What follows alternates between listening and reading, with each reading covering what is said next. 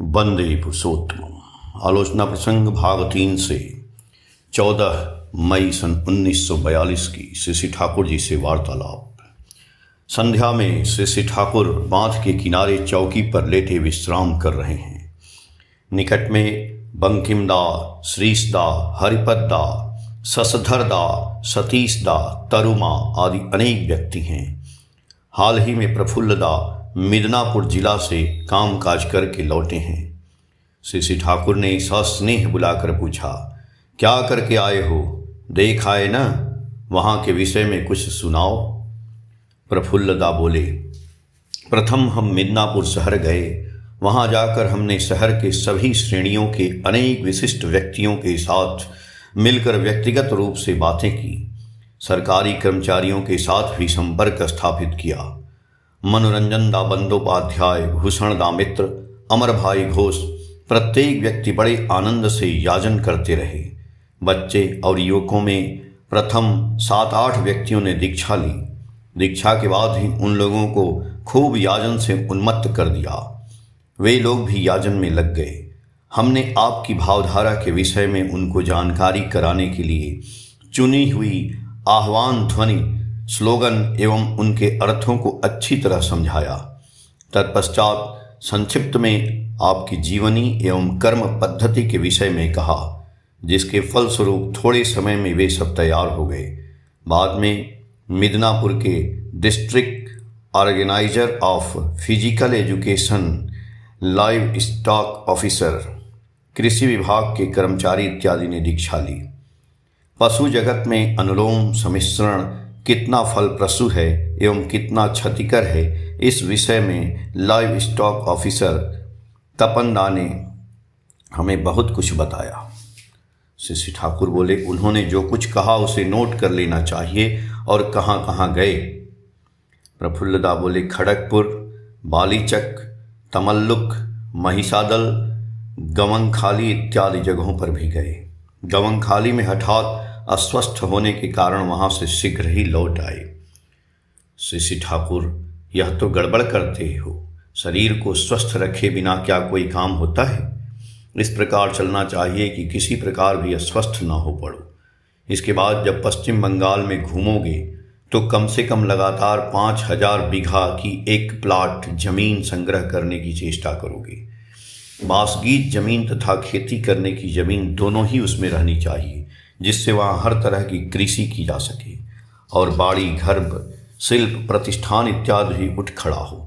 नज़दीक में नदी रहे, रास्ता घाट रहे, स्वास्थ्य अच्छा हो, परिवेश भी अच्छा हो। इन सब बातों पर ध्यान रखकर चलना चाहिए। मेरे कहने का मतलब यह है कि आवश्यकता होने पर वहाँ एक सेकेंड कॉलोनी, द्वितीय कॉलोनी बनाने की सुविधा होनी चाहिए। जमीन के लिए किसी तरह की भेंट देने की जरूरत न हो। जब तक कॉलोनी नहीं बनती है तब तक हमें खजाना न देना पड़े एवं बाद में भी नॉमिनल, नाम मात्र का खजाना देकर काम चले, ऐसी व्यवस्था करनी चाहिए। श्रीशदा बोले, क्या इतनी सुविधा मिलेगी? श्री ठाकुर जी बोले, क्या सुविधा मनुष्य यूं ही देता है? सुविधा के लिए रास्ता बनाना पड़ता है। मनुष्य से मिलकर लेने का तरीका हम नहीं जानते। मनुष्य क्यों नहीं देगा? देने के लिए तो मनुष्य बैठा है, लेने का तरीका जानना चाहिए। आप लोग जो काम कर रहे हैं उसमें सबका स्वार्थ है। इन बातों को उपयुक्त तरीके से उनके सामने रखना चाहिए। काम करने में निगेटिव, नेतिवाचक भाव को अमल में नहीं लाना चाहिए। जो करना है उसे किस प्रकार करना चाहिए, इस विषय में ही अधिक चिंता करनी चाहिए। प्रश्न शून्य हो, लग जाना चाहिए। कितने राजे, जमींदार, धनी व्यक्ति हैं जो एक सत प्रतिष्ठान की सहायता करने के लिए उन्मुख हैं। बातें हो रही थीं कि इसी बीच कलकत्ते से 2 भाई पहुँचे।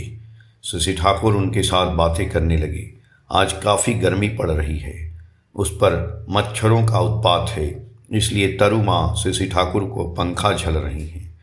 श्री ठाकुर ने कहा, मेरा बदन पसीना से भीग गया है, जरा पोंछ दो। तरुमा ने भीगे हुए गमछे से उनका बदन पोंछ दिया और पुनः गमछा धो दिया।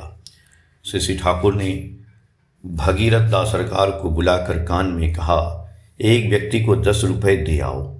तत्पश्चात बोले, मैंने तुम्हें रुपए देने कहा है, इस बात को वह जान न पाए, बल्कि वह समझ सके कि तुम अपनी ओर से दे रहे हो। उसमें उसका आत्म प्रसाद और आत्मविश्वास बढ़ेगा। भगीरथ तत्क्षण चल पड़े। बंकिमदा राय बोले कि शास्त्र में विपक्षियों के साथ व्यवहार करने में साम, दान, भेद, दंड, इन 4 चीज़ों का प्रयोग करने का विधान है, पर मैं आपको साम और दान का ही प्रयोग करते देखता हूँ। क्या भेद और दंड के प्रयोग का प्रयोजन नहीं है? श्री ठाकुर जी बोले, मैं किसी को विपक्षी नहीं समझता। मैं जानता हूँ सभी मेरे हैं एवं जिससे भला हो वही करने की चेष्टा करता हूँ।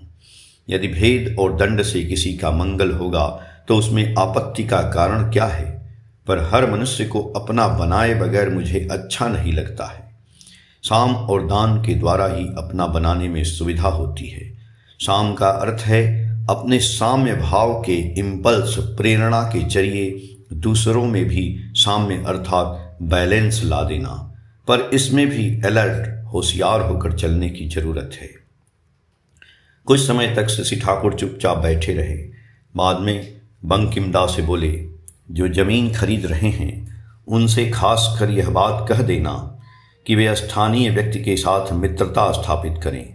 यदि अड़ोस पड़ोस व्यक्ति के साथ खातिरदारी नहीं रहे तो भीतर की बहुत कुछ खबरें नहीं मिल सकती हैं। ग्राम इलाकों में एक दूसरे के विरोधी दल भी रहते हैं। किसी दल में मिल जाना अच्छा नहीं है। सभी दल के साथ मित्रता स्थापित करनी चाहिए। प्रत्येक दल ही मानो यह समझे कि ये लोग हमारे अपने हैं। तभी सबके ऊपर रहकर जिसके द्वारा जो कराना है वह कराया जा सकता है और उनके बीच सामंजस्य भी स्थापित किया जा सकता है। यह हमेशा ही सोच लेना चाहिए कि मनुष्य में इन्फेरियरिटी, हीनमान्यता है ही, जिसके कारण हमें व्यर्थ में ईर्ष्या, आक्रोश और शत्रुता के सम्मुखीन होना पड़ेगा। तुम किसी को कोई क्षति नहीं करोगे तो भी, यहाँ तक कि सबकी भलाई करोगे तो भी तुम्हें झंझट में फंसाने की चेष्टा करेंगे।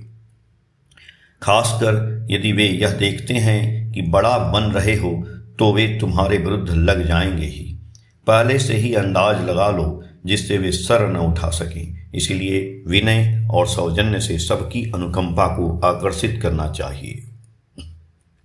बंकिमदा बोले, जिस प्रकार यह बात सत्य है उसी प्रकार यह बात भी ठीक ही है कि मनुष्य यह समझ सके कि हमें उभारने पर उन्हें भी झंझट का सामना करना पड़ेगा, तो उससे भी वे बहुत कुछ आदर कर चलते रहेंगे।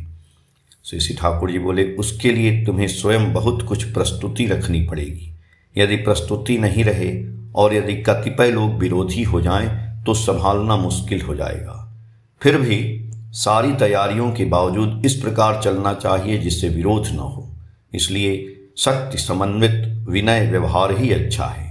मनुष्य के दंभ को उत्तेजित किए बगैर उसकी पोषण प्रवृत्ति को उत्तेजित करना युक्ति संगत बात है।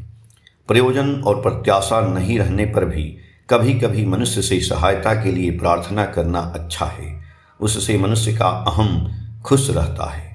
पुनः अयाचित रूप से स्वयं समझ बूझ कर मनुष्य के लिए करना भी अच्छा है। और एक बात है, जो जमीन खरीदेंगे उन्हें कह देना कि वे अपना हिसाब किताब ठीक रखें। तुम भी हिसाब किताब समझ लेना। वह यदि स्वयं हिसाब किताब नहीं दें तो मांग लोगे। कड़ा तत्वावधान में न रहने पर मनुष्य बहुधा खराब हो जाता है। मनुष्य को खराब होने का मौका नहीं देना चाहिए। जब दुर्बलता मनुष्य का आश्रय लेती है तो उस समय मनुष्य समझ नहीं पाता है, किंतु आरंभ से उस पर निगरानी रखी जाए तो कमजोरियां जम नहीं सकती। इसलिए तुम लोगों को बहुत मेहनत करने की आवश्यकता है। मनुष्य को लेकर चलना मामूली बात नहीं। आलोचना प्रसंग भाग 3 के पेज संख्या 228 से 231 तक। जय गुरु।